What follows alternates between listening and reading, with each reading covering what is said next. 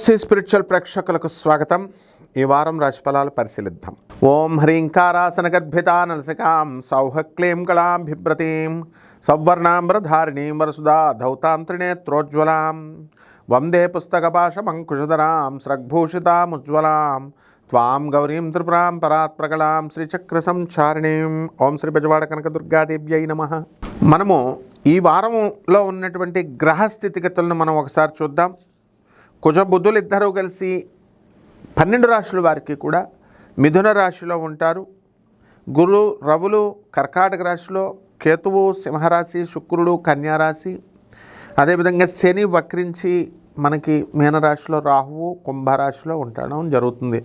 కాబట్టి ఈ యొక్క గ్రహ స్థితిగతుల వల్ల 12 రాశుల వారికి ఒక్కొక్క రాశి వారికి విడిగా ఎలాంటి ఫలితాలు ఇస్తాయి అనేటటువంటిది మనం ప్రొఫెసర్ డాక్టర్ ముల్లపూడి సత్యనారాయణమూర్తి నేను మీకు తెలియజేస్తున్నాను.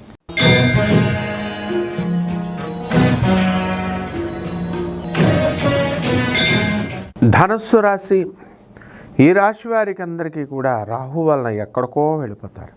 మీ సోదరులు డెవలప్మెంట్, మీరు చేసేటటువంటి వ్యాపారాల్లో తెగ లాభాలు సంపాదిస్తారు. ఊహల్లో విహరించే మీరు ఇప్పుడు ప్రాక్టికల్గా ఉండడం జరుగుతుంది. కాకపోతే శని వక్రించి మీనరాశిలో ఉన్న కారణంగా మీకు పనులు కొంచెం లేటుగా అవడము ఇలాంటివి ఉంటాయి. ఏదో ఒక రకమైన అడ్డంకులు అనేటటువంటి మీ లైఫ్లో ప్రతి విషయంలో కూడా రావడానికి అవకాశాలు ఉంటాయి. అలాగే ఈ యొక్క ధనుస్సు రాశి వారికి అందరికీ కూడా కుజ బుధులు ఇద్దరూ కూడా మరి మిథున రాశిలో ఉన్నారు. దానివల్ల మీ భార్యకి మీకు కాస్త గొడవలు జరగడము, జీవిత భాగస్వాములతో, వ్యాపార భాగస్వాములతో కాస్త వితండ బాధాలు చేసుకోవడము, ఇలాంటి వాటికి అవకాశం అధికంగా ఉంది. ఇక గురు రవులిద్దరూ కూడా కర్కాటక రాశిలో ఉన్న కారణంగా మీకు చాలా చక్కటి జ్ఞానము మీకు వస్తుంది. అప్పులు బాగా వస్తాయి. పనులన్నీ కూడా తిరిగితే తప్ప అవవు, అయినప్పటికీ కూడా చాలా సాటిస్ఫాక్షన్ ఉంటుంది. కొన్ని కోట్ల రూపాయలు మేము అప్పు చేసి వ్యాపారాలు పెట్టామండి, కానీ ఇంకా దానికి తగిన రాబడి రావడం లేదు అనేటటువంటి వాదన మీ వాదనకు చాలా కరెక్ట్.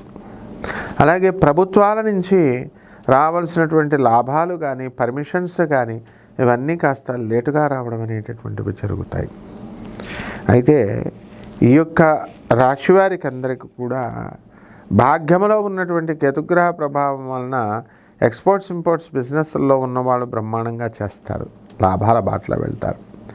పరిహారాలు వచ్చేసరికి అర్ధాష్టమ శని కాబట్టి శని జపం చేసుకోండి, శని స్తోత్రాలు చదవండి. శనికి కిలోంపావు నల్ల నువ్వుల్ని, నల్లని వస్త్రాలను ఇచ్చి పేద బ్రాహ్మణుడికి శనివారం నాడు 8 గంటలకి దానం చేసుకోండి.